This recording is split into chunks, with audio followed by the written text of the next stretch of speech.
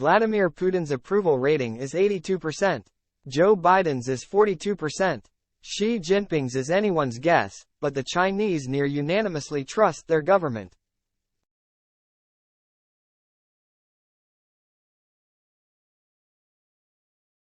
More than half of Russians trust their government. Less than a third of Americans trust theirs.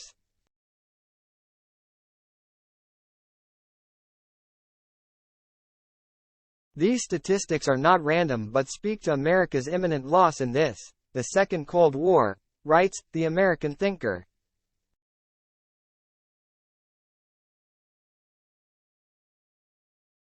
Why aren't Americans rallying around the flag? Pride, approval, and support for their respective flags in China and Russia, but not the same in America, is not an accident.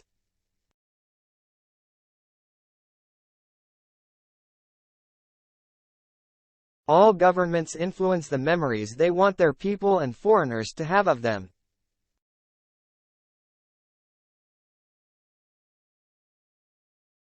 It's called political memory. Look at how the governments of Russia, China, and the United States are leveraging political memory. Sheds light on why Russians and Chinese love their governments and rulers, and Americans are souring on America and Biden.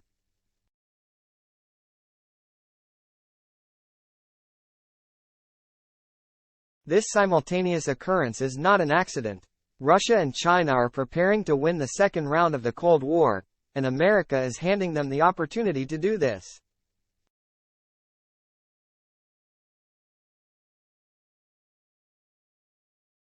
The goal of Russia's political memory is to give students and ordinary citizens a simple and consistent narrative of a powerful nation they can take pride in.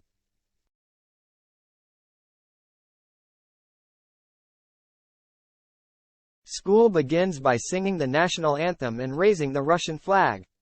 Taking a knee or disparaging the Russian flag is unthinkable.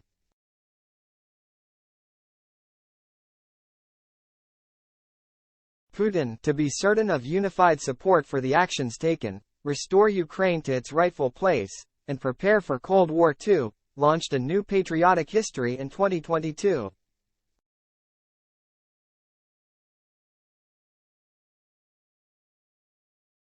Putin described the purpose: a deep understanding of our history, to draw correct conclusions from the past.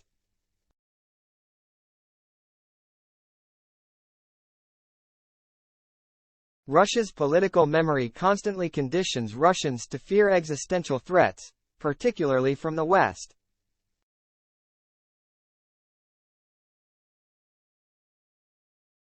It's why they revere their militaries and have always been prepared to endure heavy casualties in war.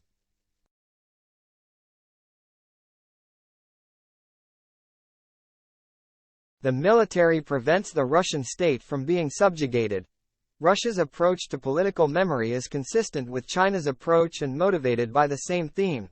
China lives with a perceived existential threat to its independence, particularly from the West.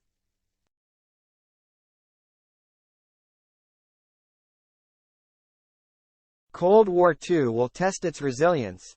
China began preparing for Round 2 at the end of Cold War I.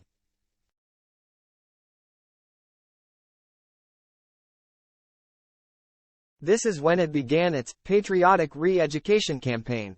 Cementing patriotism in China, as in Russia, is key to preparing for and achieving victory in Cold War II.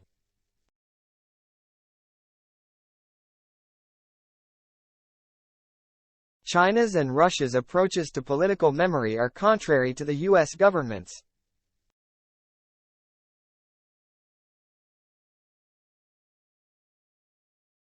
Instead, America appears to be preparing to wave a white flag, or maybe a rainbow-colored one.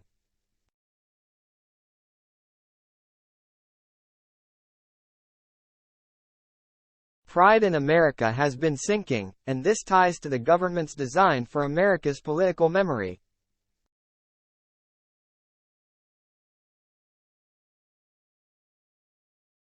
This political memory could emphasize things such as America being the first colony to defeat a European empire or its World War II victory over fascism.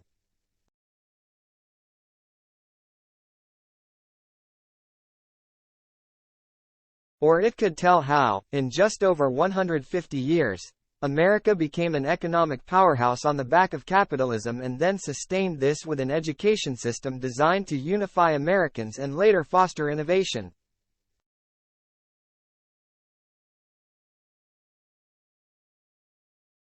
Instead, the center of history in 4,500 schools is to depict American slavery via exaggerated interpretations of personal memories, untempered by facts.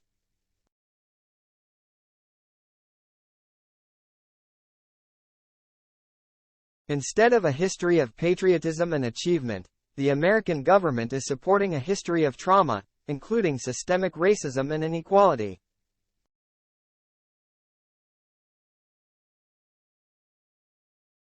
In 2022, it was reported that the average IQ of Americans dropped for the first time in 100 years.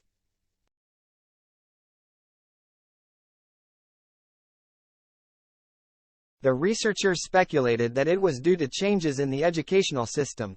The Biden government's trauma-centered political memory strategy to divide America politically and racially has motivated this Russo-Chinese partnership and escalated the likelihood of Cold War II, writes the American thinker.